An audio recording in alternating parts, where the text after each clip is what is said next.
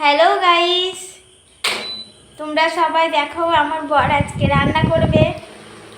আমার বর আজকে আমার জন্য কি রান্না করছে তোমরা দেখতে থাকো, ঠিক আছে? করবে পটল ভাজা, আলু ভাজা আর টমেটো দিয়ে ডাল কিছু একটা করবে। এগুলো সব আমার বর কুটে রেখেছে।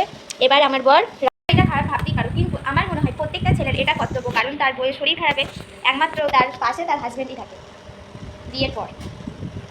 তো হাজব্যান্ড রান্না করলে কি হয়? কিছুই হয় না। তার বউরা তো রোজই রান্না করে খাওয়ায়, একদিন তো হাজব্যান্ড করতেই পারে না।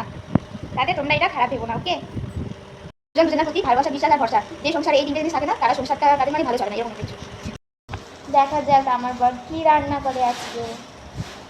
গাইস, আমাদের আজকে কি রান্না হয়েছে? আমাদের ভাত হয়েছে, পটল ভাজা হয়েছে, আলুর বেগনি হয়েছে, আলু ভাজা হয়েছে আর ডাল হয়েছে। আজকে সোমবার নিরামিষ, তাই এই কোটা রান্নাই হয়েছে। দেখে নিলে আজকে আমার বর কি রান্না করেছে।